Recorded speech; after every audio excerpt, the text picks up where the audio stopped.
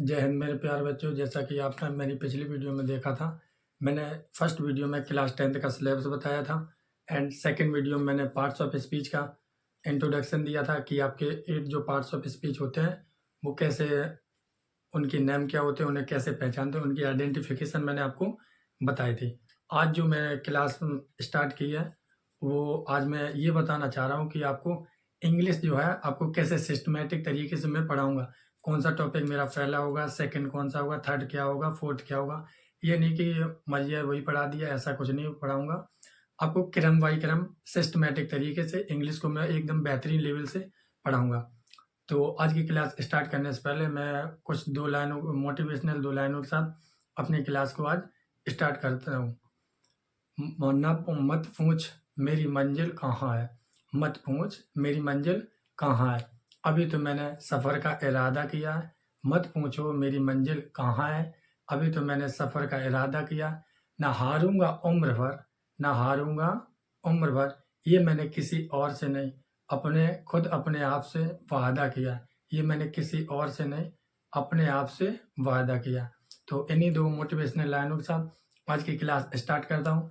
आपको बस आज मैं ये बताऊंगा कि आपको इंग्लिश जो है आपको डेली कब क्लास मिलेगी, कब आपको ये पढ़ना, होमवर्क कब करना, क्लास वर्क कब करना, ये मैं आज आपको पूरा डिटेल्स से समझा दूंगा। उसके बाद नो बकवास, कुछ फालतू बकवास नहीं होगी, ओनली पढ़ाई। देखते हैं तो आज की जो क्लास में है आपको क्या मुझे बताना है कि कौन सा टॉपिक मेरा पहला होगा, सेकंड कौन सा होगा, थर्ड क्या होगा। जो मैंने अभी बात कही है वही रिपीट कर दी। तो देखते हैं पहला क्या है इसमें, तो ध्यान से। और ये भी नहीं कि आप अपनी मर्जी से लिखो या नहीं लिखो, पहले आप ये रफ पे लिखना है, उसके बाद एक फेयर नोटबुक अच्छे से बनाना है। लगभग वो ज़्यादा नहीं 50 या 50 या 60 रुपीज़ का जो रजिस्टर आता है वो अच्छे से बनाना है, जिसमें आपको हेल्पफुल होगा। जो एग्ज़ाम दोगे उस टाइम आपको डेली वीडियो नहीं देखना पड़ेगा, तो आप अपने नोट्स अपने हाथों से बनाओगे तो वो आपको यूज आएंगे।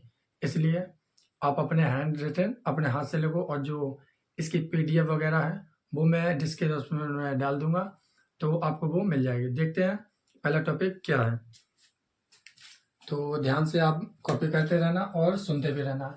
तो हमने लिख रखा है क्लास 9th to 12th, 9 से लेकर 12th वाले बच्चों के लिए। ये ऐसा नहीं कि आपके 9th में हो 11th में हो, ऐसा कुछ नहीं, ये सभी में आते हैं, 6 से लेकर क्लास 12th तक के। ये अब ये है कि जैसे मान लो इसमें नाउन है, तो नाउन वो सेकंड में भी होता है, थर्ड में, फोर्थ में, सब क्लासों में होता है। लेकिन 9th में पहुंच गए तो थोड़ा और डिटेल से पढ़ना, 12th में पहुंच गए और डिटेल से पढ़ना। आप 12th के बाद CGL से या SSC की किसी भी प्रकार की आप जॉब के लिए प्रिपरेशन करोगे तो ना उनको और बेहतरीन लेवल से पढ़ना है। इसलिए ऐसे पढ़ाऊंगा कि आपको 12th लेवल के बाद CGL CPO ये जो जॉबें होती हैं ये करने के लिए, तो इंग्लिश उसमें भी आती है, उस लेवल तक की मैं आपको इंग्लिश पढ़ा दूंगा। तो देखते हैं पहला टॉपिक क्या है आपका, हमारे साथ कॉपी करते रहना। पहला है आपका वर्ड फॉर्मेशन। क्या है? Word formation. सेकंड क्या है? Word formation. सेकंड क्या है?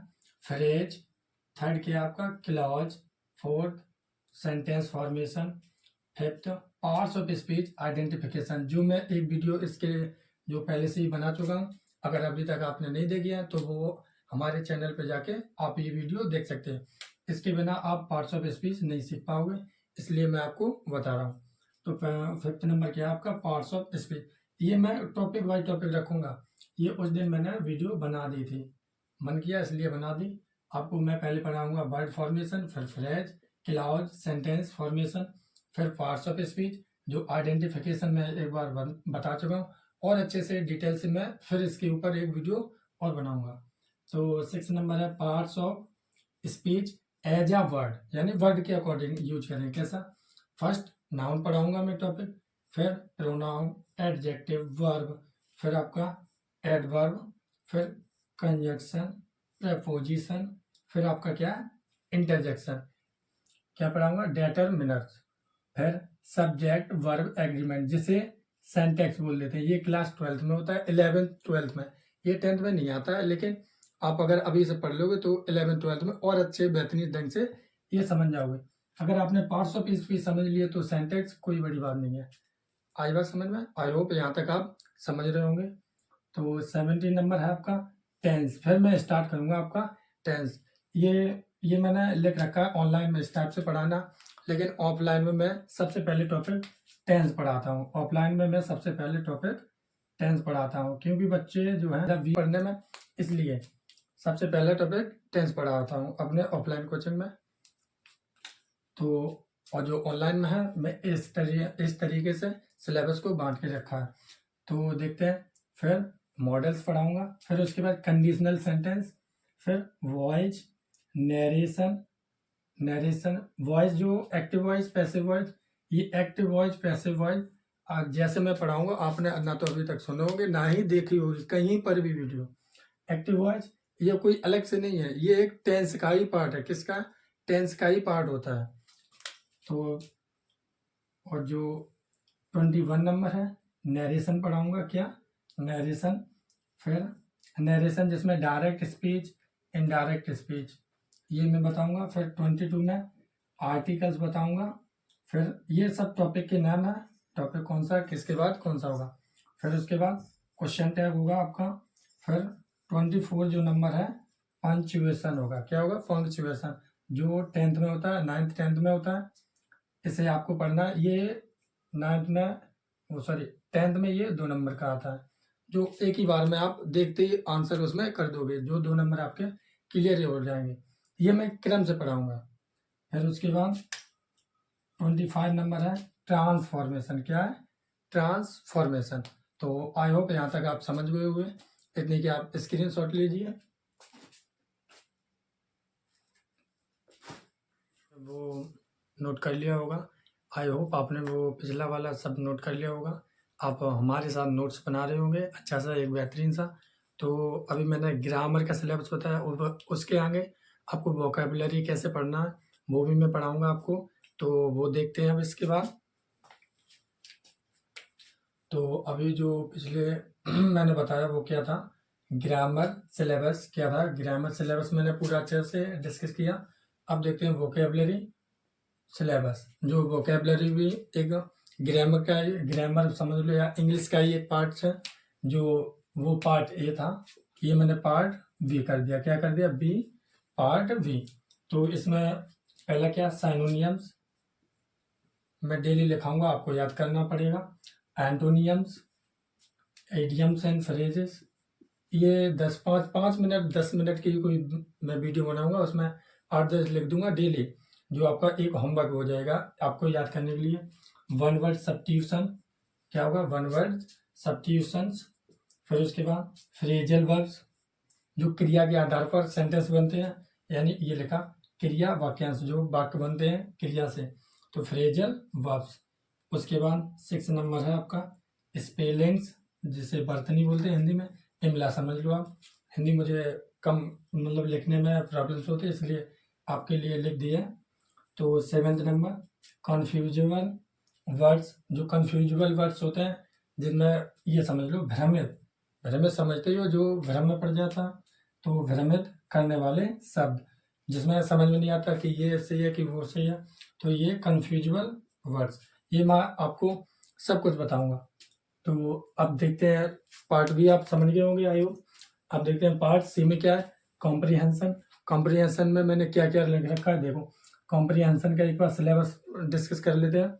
कॉम्प्रिहेंशन में अनसीन पैसेज, जो ये नहीं समझना कि बुक से नहीं बताऊंगा, आपकी जो बुक है वो भी मैं आपको क्वेश्चन आंसर वो भी अच्छे से बताऊंगा।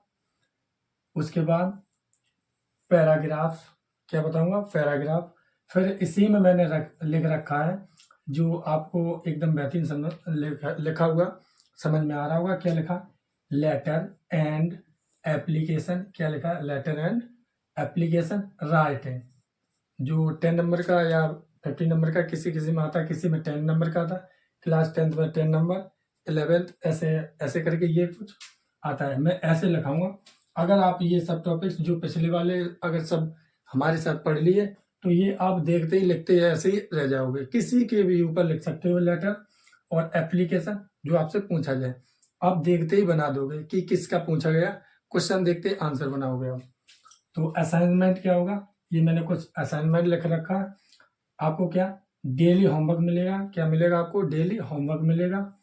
और क्लास टाइमिंग क्या होगी अपनी, क्लास टाइमिंग आपको डेली मॉर्निंग टाइम में 6 o'clock यानी सुबह मॉर्निंग टाइम में आपको 6 बजे डेली ये क्लास प्रोवाइड होगी।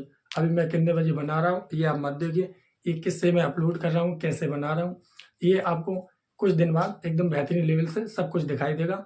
और क्लियरिटी तो बोर्ड की तो दिखाई दे रही होगी, हमारी दे या नहीं दे वो नहीं देखो, ये बोर्ड पे लिखा हुआ सब कुछ समझ में आ रहा है आपके, बस इतना आप समझिए। आई होप हमारी बातें इतनी आप समझ गए होंगे। तो जो आपके और सब्जेक्ट हैं, ये तो इंग्लिश हो गया, उसके बाद जो और सब्जेक्ट हैं वो भी देख लेते हैं एक बार। कौन कौन पढ़ाएगा, मेरे साथ पूरी टीम है पढ़ाने के लिए टीचर की, तो देखते हैं। आप नोट करना चाहो तो नोट कर लेना कि कौन सा टीचर कौन सब्जेक्ट पढ़ाएगा। तो इंग्लिश तो आपकी चली रही है बेहतरीन ढंग से,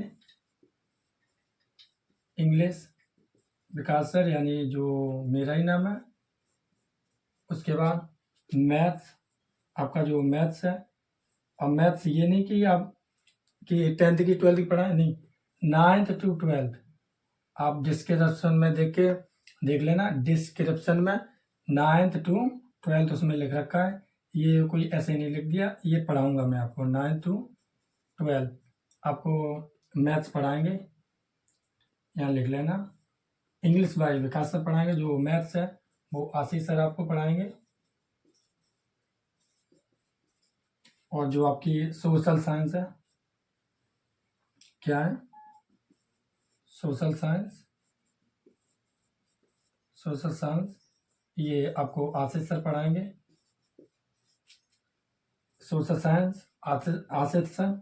उसके बाद जो आपकी फिजिक्स केमिस्ट्री बचती है, फिजिक्स एंड केमिस्ट्री, ये विकास सर पढ़ाएंगे। और जो आपका एक बायोलॉजी और बचता है सब्जेक्ट, कौन बचता है, बायोलॉजी, तो बायोलॉजी भाई आपको निशा मैम पढ़ाएंगे, निशा। आप चाहो तो ये सब नोट कर लेना, आपको कल इन सब टीचरों का आपको इंट्रोडक्शन किया जाएगा। आई होप इतनी बात आप समझ गए होंगे। तो मिलते हैं अगली वीडियो में, तब तक के लिए बाय, जय हिंद। तो ये सब नोट जरूर कर लेना, आपको एकदम एक अच्छा सा रजिस्टर बनाना है जिसपे बेहतरीन लेवल से आपको पढ़ाई करनी है, बस 2 महीने और करना है। बाय, मिलते हैं अगली वीडियो में।